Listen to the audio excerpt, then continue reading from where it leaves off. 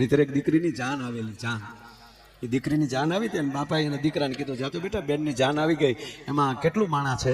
તો ઓલો જઈને ઉતારે જીન ગણી આવ્યો કે એમાં 150 જાનિયા છે. તો બેટા 150 જાનિયામાં માણા કેટલા છે એ જોતો હોય. દેસાઈ સાહેબ તે ઓલે જઈને ગણ્યા તો 8 આંકડો અટકી ગયો. 1 2 3 4 5 6 7 ને 8 આવીને બાપાને કીધું કે 500માં 8 છે. તાકી 8 ને હાંસી લે, બીજા તો થેલિયું લઈને આવ્યા છે. ના, માણાની જરૂર છે ને આવા મહાપુરુષોમાં. તમે કલ્પના ન કરો, એટલું માણા ભેગું કરવું હોય તો કેટલી બસું દોડવી પડે બાપુ, તૂટી જાય. એને બદલે ધર્મ માટે કેટલી આ દેશની તાકાત છે. આ પરદેશ જો જોઈ ગયું હોય ને, પાડોશી દેશ જો જોઈ ગયું હોય ને કે આ ભાગવત કથામાં એટલું માણા થાય છે, તો એની હાચે રાજીનામા આપી દે કે આ કાંઈ શાળા ન કરાય ભલા માણા.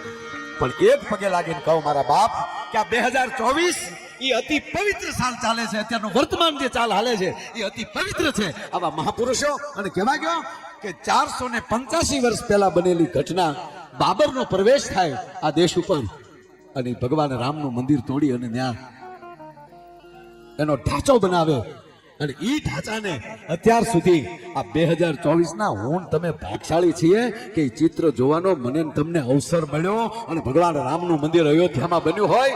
અને એટલે કહું બાપુ, આજ જે આમાં દાન આપશે ને, આ કથામાં કોઈ હું દાન માટે નથી કહેતો, સાંભળી લેજો, પણ આ પણ એક ઐતિહાસિક ઘટના છે કે 108 અતિ મહાચંડી યજ્ઞ હોય, ભાઈશ્રીની કથા હોય, અને એની અંદર જે માણસોએ દાન આપ્યા છે ને એ આ 2024ના રેકોર્ડમાં નોંધ થશે. મારા બાપા જેવી તેવી વાત નથી.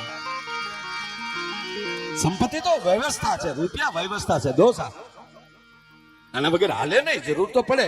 ઘણા એમ કે સંપત્તિ રૂપિયો છે એ હાથનો મેલ છે, તો બેઠો બેઠો ઉખેડીને હું કામ કપા કરીશું? ના, જરૂરી છે. લક્ષ્મી વગર નારાયણ હારો ન લાગે, ભવાની વગર મહાદેવ સારા ન લાગે બાપ. પણ બાપુ, આ દેશના ત્રણેય દેવ તો જોઈ લો. શું આ દેશની સનાતનતા છે વિશ્વની? છે કોઈ પાસે આવો ભગવાન? આપણી પાસે ભગવાન છે? જોડ તો જુઓ બાપુ, આપણા 3 દેવ બ્રહ્મા, વિષ્ણુ ને મહેશ. એ મારી માવું સાંભળજો, વાત આપના માટે છે. શક્તિની કેટલી અહીંયા ભગવતી બેઠી છે ને બાપુ, બ્રહ્માણી બેઠી છે, આકાશમાલી ઉતરી છે. પણ આપણે બ્રહ્માજી છે, તો બ્રહ્માજીની ઘરે કોણ? બ્રહ્માજીનું કાર્ય શું દેવપગલી બાપુ? બ્રહ્માજી સર્જન કરે. એ સર્જન ક્યારે કરે છે? ઘરે સરસ્વતી બેઠી છે, બ્રહ્માણી બેઠી છે, ઘરે મીઠા બોલા માણા બેઠા હોય ને એનો ધણી સર્જન કરી શકે. આ તો ઘરે ગયા ભેગા વડકે થાય. અમે ટીવીમાં જોતા હતા કે તમે વિધાનસભામાં દેખાતા જ નહોતા, તો સર્જન ન થાય. માળી સાહેબ, એકવાર માળી સાહેબ માટે તાળી થઈ જાય સાહેબ, એવા નરમ માણસ. અને પાછા બક્ષીપંચ મોરચાના મંત્રી છે પોતે, અને આ યજમાન છે એટલે જ વખાણ કરું છું બાપ. આ યજમાન છે ને, આ કથાના ધારાસભ્ય અહીંયા આવીને હારો સભ્ય બન્યો છે ને, એ માટે એના માટે તાળી થઈ જાય સાહેબ. એને ખૂબ ખૂબ ધન્યવાદ આપું દઉં. જરાય રોડું નથી લગાડતો બાપ. ધારાસભ્ય ઘણા હોય પણ આમાં હારા સભ્ય અત્યારે ધારાસભ્ય થશે.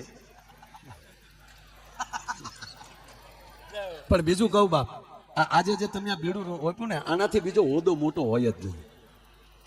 આજે તમે દાન કર્યું ને, એટલા માણસો હરિહર કર્યો, તમે કલ્પના તો કરો. ભવાની કૈલાસમાં બેઠી બેઠી માં અન્નપૂર્ણા રાજી હશે કે સાબાસ સાબાસ છોકરાઓ, જે તમે દાન કરી. અને અત્યારે જે ભજન અને ભોજન બાપુ, ભજન અને ભોજન, આ જંગલમાં તમે જે મંગલ કર્યું છે. વર્ષો પહેલા શું હતું અહીંયા? તમે કલ્પના કરો, તમે બધા રહેતા હતા, વડીલો અહીંયા હતા, તો આ જંગલમાં જે આવું મંગલ થાય, અને એ ભારતના હિમાડે,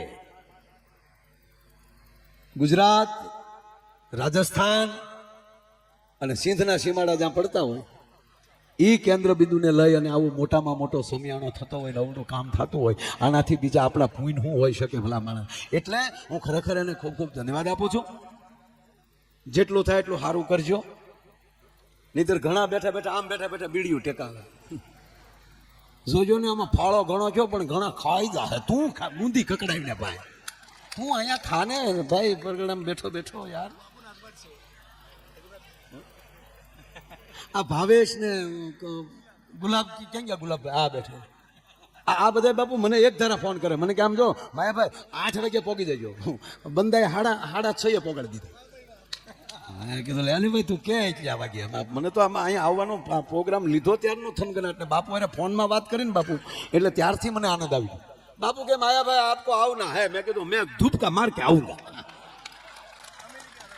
હું અમેરિકા હતો ત્યારે અમેરિકાથી મારા ફોનમાં વાત થઈ વિડીયો કોલે કર્યો હું બાપુના દર્શન મેં કીધું બાપુના દર્શન તો કરાય અને ત્યાંથી બેઠા બેઠા વાત કરી એટલે હકીકત એ છે ભાઈ હારું કરવું હોય ને તો પેલા આપણે હારું થવું પડે બરાબર વાત એ કરતો હતો બાપુ બ્રહ્માજી સર્જન કરે પણ ઘરે માં સરસ્વતી બેઠી છે બીજા ભગવાન આપણા વિષ્ણુ એ વિશ્વનું ભરણ પોષણ કરે તો ઘરે કોણ બેઠું છે મહાલક્ષ્મી બેઠા છે અને જેના ઘરે મહાલક્ષ્મી હોય ને એનો પતિ બીજાનું ભરણ પોષણ કરીએ કે બાકી કપડાં ધોતા ધોતા ખિસ્સામાં 500ની નોટ નીકળી હોય એ હેરવી લેતા હોય પછી ઓલો એમ કે આમાં મારા 500 એવી અમને ન ખબર હોય અમે તો સોળી નાખ્યું બધું ત્યાં સર્જન ન થાય ત્યાં વિસર્જન થાય